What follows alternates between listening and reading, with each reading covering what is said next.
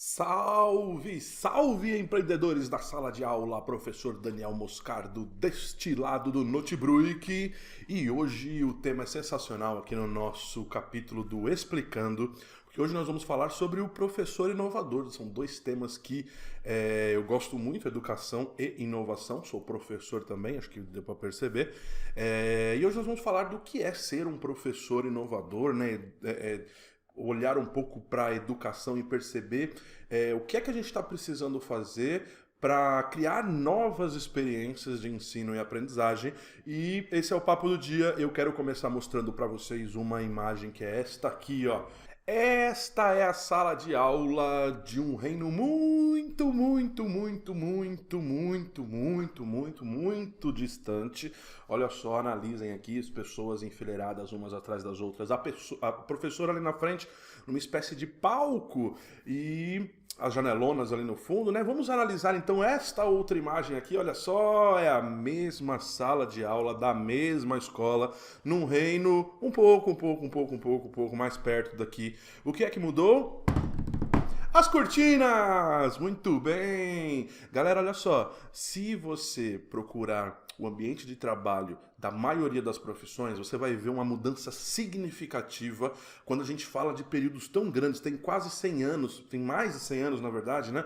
Entre uma foto e outra dessas que eu mostrei para vocês, e você percebeu que o sistema como um todo está muito igual, não mudou nada, né? Mudou muito pouca coisa. Olha aqui, a hora que você analisa e entende as duas imagens, você consegue entender que a educação, a sala de aula é um segmento que não avançou no estilo de fazer do mesmo jeito que as outras profissões. Se você pegar, por exemplo, um médico, ele entrar numa sala de cirurgia lá, ressuscitar um médico lá do passado, trazer ele aqui, ele não vai conhecer os equipamentos, ele não vai conhecer a maioria das coisas que tem ali, porque isso teve um incremento tecnológico muito grande. E quando a gente fala de educação, galera, a gente continua com cenários muito parecidos e a gente precisa olhar com um pouquinho mais de carinho, fazer um raio-x sobre esta área para a gente conseguir falar melhor dela. Em primeiro lugar, galera, esse gráfico que vocês estão vendo aqui ele é de uma pesquisa chamada Ponto de Ruptura e Transformação, de George Land, onde ele acompanhou algumas crianças a partir dos 5 anos de idade até os 15 anos de idade para estudar como é que a criatividade se desenvolvia. Então ele fez o seguinte, ó, pegou 1.600 pessoas de 5 anos de idade e fez um teste de criatividade, que é um teste bem complexo, que é aplicado em diversos lugares para medir como que a pessoa, né, como que o indivíduo tem capacidade de pensar criativamente, né, buscar soluções criativas. Então ele encontrou nesse grupo de 1.600 pessoas, ele encontrou 98% de indivíduos, de pessoas altamente criativas. E aí ele continuou seguindo esse grupo, acompanhou esse grupo. 5 anos depois, ele testou o mesmo grupo, aquele mesmo grupo que tinha 98% de pessoas criativas. Com 10 anos, eles tinham 30% de pessoas altamente criativas. Galera, 68% dessas pessoas perderam a criatividade entre os 5 e os 10 anos. Sabe o que mais? Ele continuou acompanhando o grupo até os 15 anos e eles encontraram no mesmo grupo que tinha lá com 5 anos 98% de pessoas criativas, 12% de pessoas criativas. E depois ele analisou 200 mil pessoas até 25 anos de idade e ele encontrou 2% de indivíduos altamente criativos. O que é que a gente consegue perceber, gente? O que é que a gente consegue propor a partir de uma tabela aqui como essa, uma pesquisa como essa do George Land? As pessoas nascem criativas. Você já viu uma criança brincando? Ela pega aqui uma garrafa d'água, aí você pergunta para ela assim, o que é isso? Ela fala assim, é o meu avião, é um submarino. Ela vira, fala, é um balão, é um barco, é uma caixa d'água. Ela consegue enxergar milhões de possibilidades. A partir do momento que a gente vai crescendo, existe uma necessidade de se enquadrar no sistema, de se adequar às normas, que a gente começa a entender e a gente começa a ser reprimido dos nossos impulsos criativos.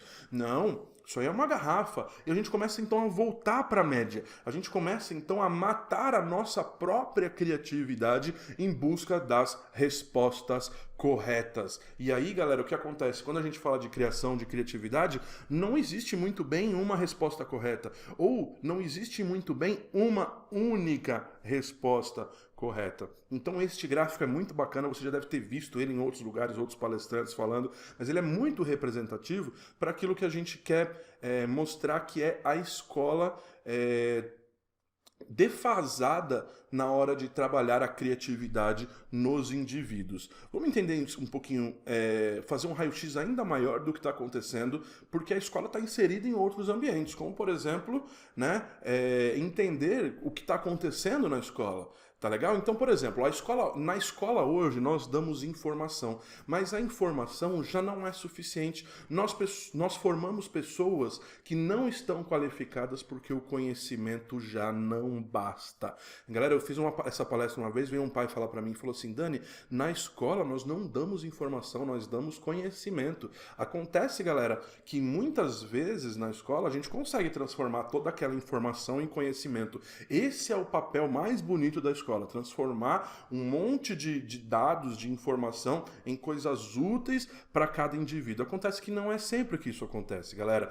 Muito pelo contrário, muitas vezes a gente dá informação para os alunos, mas não cobra o conhecimento nas avaliações, nas provas. A gente continua cobrando a informação, um decoreba, né?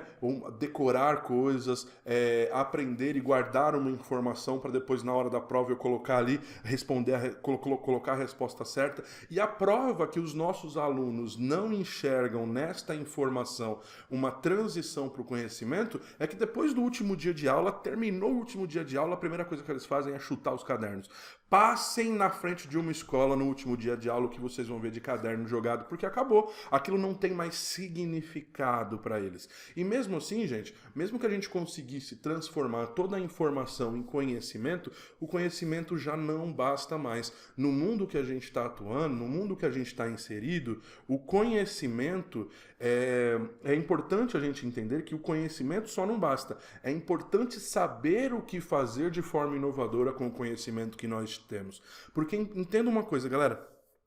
Informação, a gente tem tanta informação hoje que o grande barato é você descobrir aquilo que é importante ou não.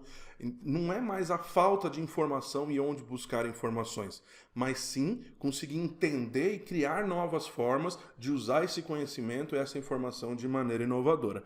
Ao mesmo tempo que a gente tem este cenário aqui na escola, galera, olha só que legal esta frase de Jack Welch. Ele diz a seguinte frase: se a taxa de mudança no exterior exceder a taxa de mudança no interior, o fim está próximo. Ou seja, se lá fora, no mundo, as coisas estão mudando mais rápido do que aqui dentro, né? Talvez a gente tenha um grande problema. E aí, galera, esse problema fica realmente grande quando a gente percebe que o mundo mudou. E ele mudou numa velocidade muito mais absurda do que a gente dá conta de acompanhar. Eu reuni aqui para vocês, galera, este GIF que mostra a evolução de uma mesa de trabalho.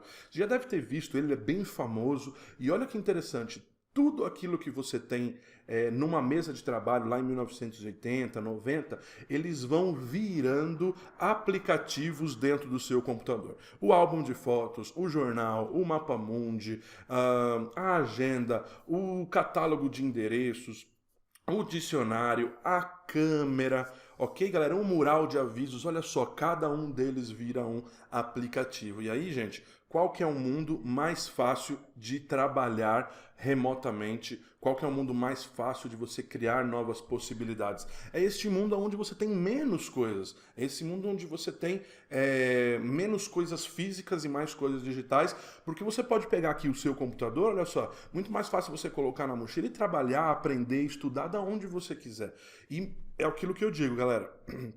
Essas inovações aqui chegaram muitas vezes na educação, mas não de uma maneira inovadora para criar novas experiências nos alunos. Porque olha aquilo que a gente mais tem hoje, galera. Quando o mundo muda desse jeito, a gente tem um excesso de informação. A gente tem uma quantidade absurda de informação que a gente precisa lidar. Eu separei aqui, galera, o que acontece em 30 segundos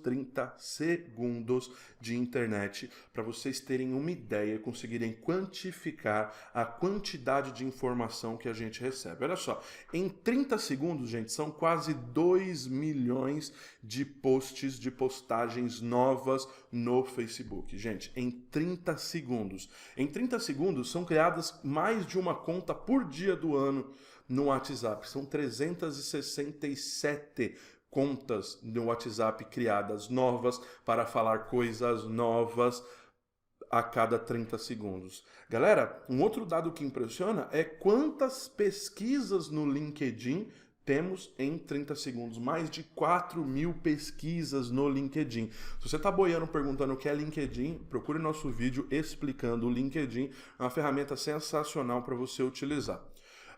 O Instagram, galera, olha só, 13.000 postagens e quase 500 mil de curtidas no Instagram em 30 segundos. Fala sério, é realmente uma quantidade muito absurda. E é claro, gente, que chegamos aqui nele, no YouTube. Galera, em 30 segundos de YouTube são 19 horas novas de vídeo que vão para a rede. Sabe o que isso significa? Que se você quiser assistir aquilo que foi para o YouTube, tudo aquilo que foi para o YouTube nos últimos 30 segundos, você vai precisar quase de um dia inteiro, sem comer, sem ir no banheiro, sem fazer xixi. E aí, galera, olha só, você começa a perceber facilmente que a gente nunca vai estar atualizado numa quantidade de informações como essa. Então, como disse Sérgio Cortella, nós temos hoje em dia uma nova habilidade. O que importa é saber o que importa. É saber, no meio de tudo isso, aquilo que é importante, que aquilo que você precisa prestar atenção no seu tempo, que merece o seu tempo, na verdade,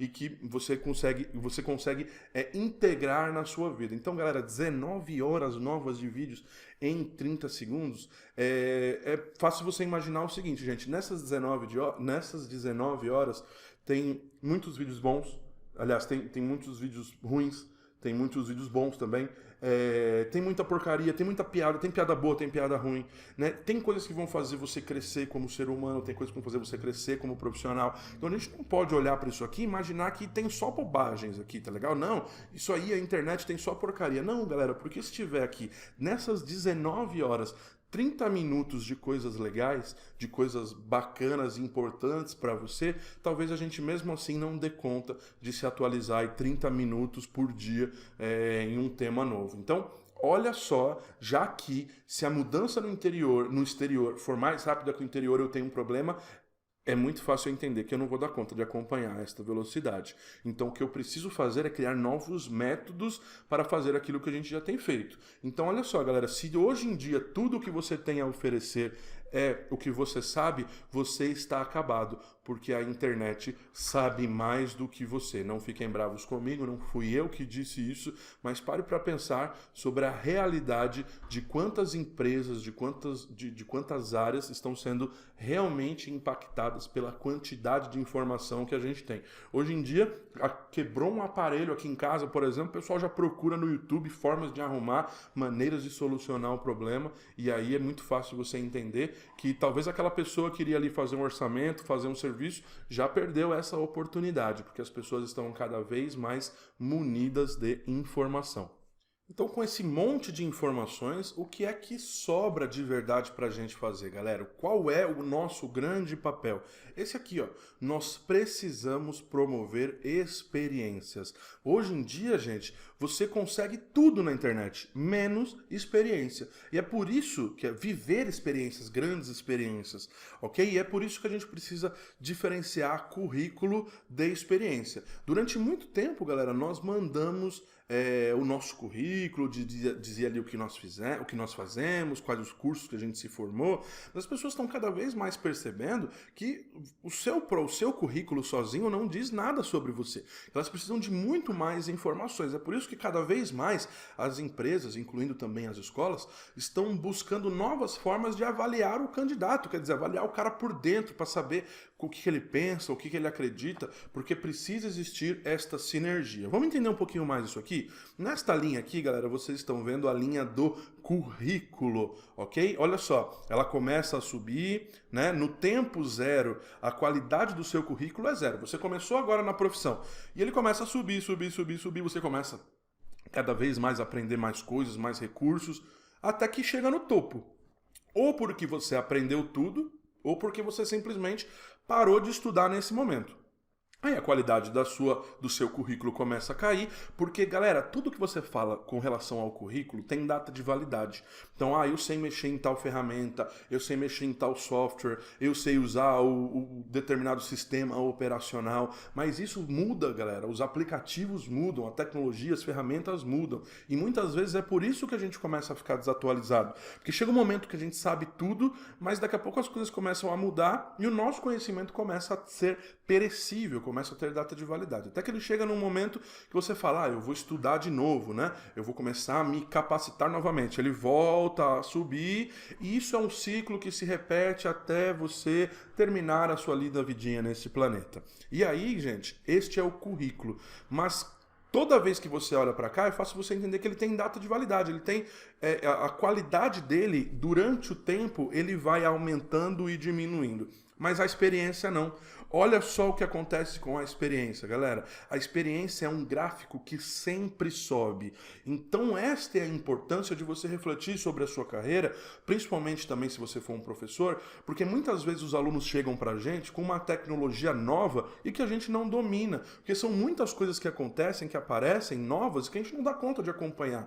Mas a nossa experiência, a gente consegue fazer com que o aluno a gente consegue encontrar novos significados porque nós conseguimos conectar mais coisas. Então a experiência, gente, ela sempre cresce, porque ela não é o tempo que você está exposto a uma determinada tecnologia, é o tempo que você está exposto a tudo, lidou com um chefe chato, com um aluno mandão, trabalhar em grupo, liderança, ou seja, todas as habilidades que na verdade você não coloca no seu currículo, porque tudo aqui que está na linha verde, que são essas coisas que só somam para você, ela não tem data de validade. Então quanto mais você vive, quanto mais você se expõe a determinadas experiências, mais você cresce em um índice que não tem data de validade, que sempre vai se somar e conectar com outras áreas e com outras coisas que você precisa fazer na sua carreira.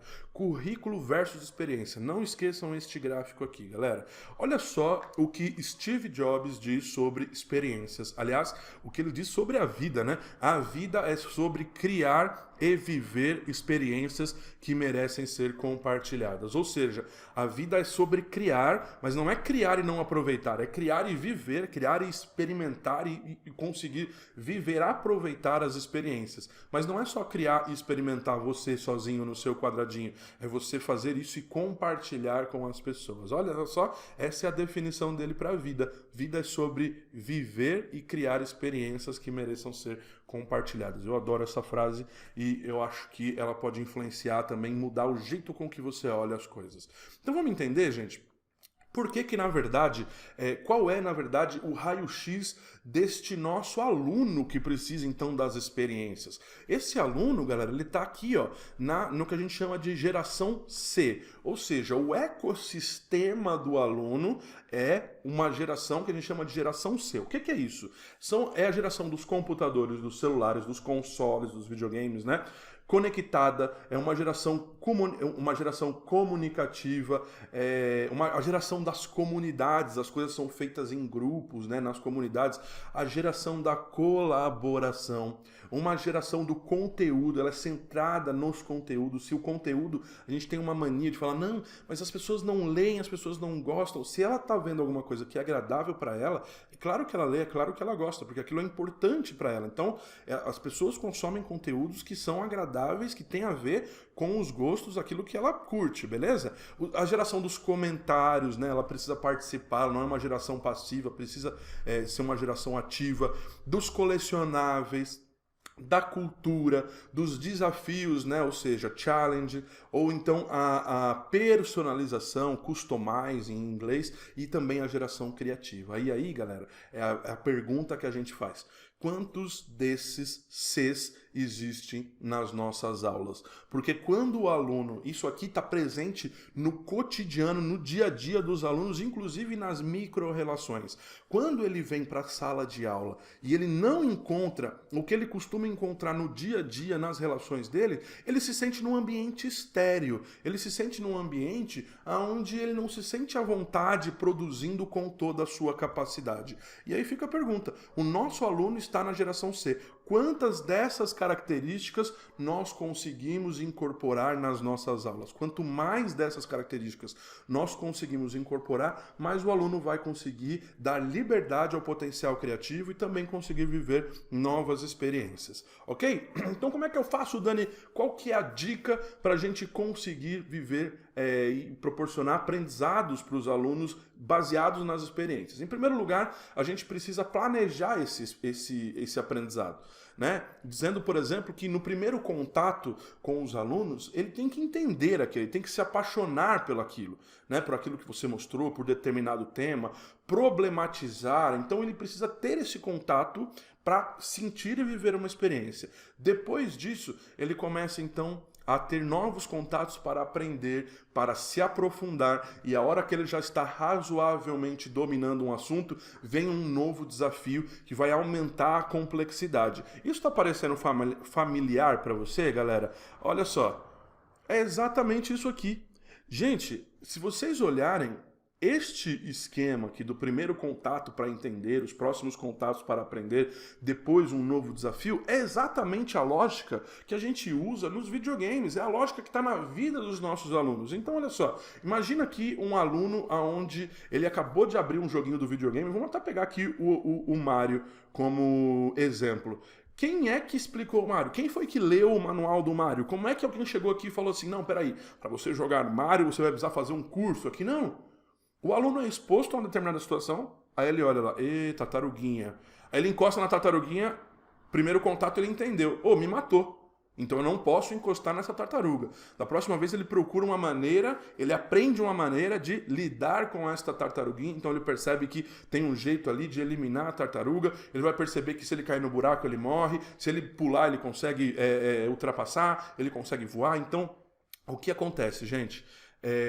O primeiro contato no videogame é sempre isso, é um contato explorador, é um contato para você aprender, né, o ambiente que você está inserido, e depois você vai sendo desafiado. E olha só quantos desafios nós temos nesse exemplo. Gente, o Mario tem um objetivo principal, salvar a princesa, depois ele tem objetivos intermediários, né, encontrar as chaves e as coisas escondidas, você tem objetivos de curto prazo, correr e evitar os inimigos, e no meio de tudo isso, gente, durante todo o jogo você tem objetivos imediatos, pegar as moedas, lutar com os inimigos, encontrar objetos, encontrar áreas, encontrar vidas. Então, a nossa aula, a aula perfeita, ela deveria ser planejada desta forma. Um objetivo final e vários objetivos intermediários, onde o aluno consiga fazer este processo aqui, gente. Ele primeiro analisa, né? O primeiro processo é a análise, ele analisa aquilo que está acontecendo, beleza? Ele vê, ele mapeia o ambiente, ele levanta uma alternativa e ele escolhe dessas alternativas uma solução mais viável. Ele tenta, e depois disso, mediante ao sucesso ou fracasso, né, ele repete o ciclo, analisar o que aconteceu, levantar alternativas, escolher uma solução e executar novamente. Este processo deve se repetir no nosso ambiente de ensino e aprendizagem. Então vamos lá, galera. Como é planejar momentos épicos, momentos de experiência inesquecíveis dentro da sala de aula? Em primeiro lugar, vamos pensar na elevação. A gente tem que deixar de transformar a sala de aula num ambiente estéril. Como eu falei para vocês, galera, tem gente ensinando sobre plantas, flores e vegetação com um jardim incrível dentro da sala de aula. Então, ao invés de mostrar aquilo funcionando de verdade, ele está mostrando num ambiente que não dá para ter noção da realidade. Então, o que é que você pode fazer para aumentar as experiências sensoriais do seu aluno acima do tradicional? Como, por exemplo, aumentando os estímulos sensoriais, né, trabalhando com ele para que ele faça mais do que for pedido e colocando surpresas no meio do caminho, galera, para que ele consiga ali se emocionar, ficar surpreso e conseguir também depois passar para os próximos níveis, como por exemplo orgulho. Na hora que você consegue se sair bem num resultado, você tem a sensação de orgulho. E aí, gente, procure aumentar o reconhecimento, multiplique as marcas, né? O jeito com que você avalia e quais são os marcadores, né? Quais são os intermediários, os índices de sucesso. Incentive para que ele experimente, para que ele quebre velhos padrões e consiga alcançar o pico da sua criatividade vivendo experiências incríveis. Também nós temos a percepção, galera, perceber que conseguiu, né? Perceber parte de um sistema, é o prazer da descoberta, né? Então vamos lá, descoberta pessoal, descoberta além dos limites, né? Situações de risco, de falha. Vamos lá, galera, quando você dá uma atividade para o seu aluno, você já não sabe mais ou menos aonde eles erram, principalmente? Você não sabe geralmente aonde estão as dificuldades? Quando você sabe disso, você consegue então gerar situações de falhas planejadas. Quer dizer, você sabe que a maioria deles vai tombar naquele momento, mas você planejou este momento para que ele perceba, para que ele entenda e para que ele viva uma experiência neste sentido. E por isso, galera, conexão. Lembra da geração C? A geração C, quando você se conecta, você não esquece. Ou seja, trabalhe com um propósito, tá? Que fortaleça vínculos e que seja planejado justamente porque para as turmas, para os pares se unirem e conseguirem produzir coisas que são exponenciais, encontrarem a outra metade da sua ideia que está na cabeça do coleguinha, gerar um propósito, um motivo, um porquê, porque a gente só consegue se engajar naquilo que faz sentido para a gente. Então, a hora que a gente unifica esse propósito, coloca o aluno como co-criador, como um co-autor daquilo que a gente está fazendo, a gente consegue ter outros resultados, porque ele se apropria daquilo e ele se sente dono, e quando ele se sente dono, quando ele se apropria, ele cuida, tá legal? Ele ajuda, ele se engaja. Beleza? Galera, em 2014 eu tive o prazer de ser escolhido pelo Google junto com outro timaço de pessoas como um professor inovador, por adotar algumas tecnologias e também criar momentos de experiência para os alunos, muito baseado nisso que eu falei para vocês. E eu queria compartilhar com vocês agora qual é a visão do Google sobre um profissional, um professor inovador. Quando a gente chegou lá, imaginei que eles fossem falar um monte de tecnologias. Olha, o professor inovador, ele domina essa tecnologia, se ele não dominar essa tecnologia, ele não é inovador, ele sabe fazer isso aqui, se ele não souber, ele não é inovador, ele faz isso. Eu achei que eles fossem abrir a área 51 pra gente, sabe como é? Mostrar ali diversas coisas que um professor inovador, um profissional inovador deveria saber. Mas, galera, lembra da história do currículo e da experiência? Não é sobre o currículo, é sobre experiência. Olha que legal, galera. Número 1. Tenha uma visão que importa, uma missão, tenha uma missão que importa. Sua missão deve ser algo que você gosta e que tem o potencial de tocar muitas vidas, ok? Número 1, para você ser um profissional inovador, na visão deles, tem uma missão que faça sentido além de você, que tenha o potencial de transformar outras vidas além da sua, ok? Pense grande e comece pequeno. Eu adoro esse aqui, galera. Não importa o quão ambicioso o seu plano é, você tem que começar de algum lugar. Não confunda ambição com ganância, gente. Pense que você já tem à sua disposição tudo o que você precisa para começar. Pense grande, pense gigante, pense enorme, mas comece pequeno, comece hoje com o que você tem e com o que você já sabe.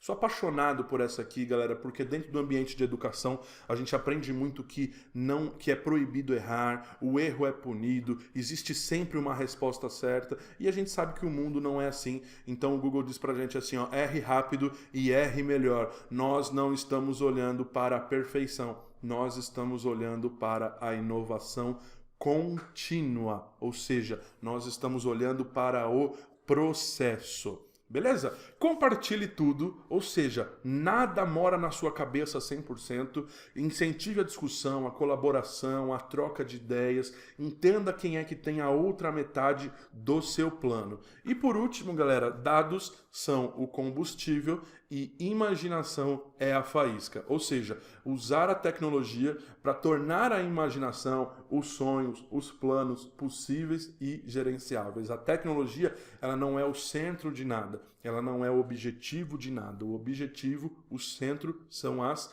pessoas. A tecnologia é só o combustível. A mente, a faísca, a criatividade está na sua cabeça, nas pessoas, na imaginação. Então não deixe de buscar novas formas para entender como esta fagulha, como esta faísca pode dar início a um foguete que vai chegar em lugares inimagináveis. Galera, é incrível ter vocês por aqui, é incrível estar aqui com vocês falando de um tema que eu sou apaixonado. Eu sou o professor Daniel Moscardo, este foi mais um episódio do Explicando, dessa vez explicando o professor inovador. Se você acha que esse conteúdo pode ajudar alguém, não esquece de compartilhar e não esquece também de deixar aqui o seu comentário dizendo o que você achou e participando com a sua opinião. Lembrando também, galera, que você pode marcar um tempinho para fazer um bate-papo exclusivo e personalizado comigo, com a nossa equipe, para encontrar soluções claras e objetivas e possíveis para a sua carreira e para a sua empresa, soluções que você pode aplicar em curto, médio e longo prazo e colher novos frutos criativos dessa área tão bacana que você está inserido. Galera, muito obrigado pela atenção, é sempre muito bom estar aqui com vocês, até a próxima, valeu!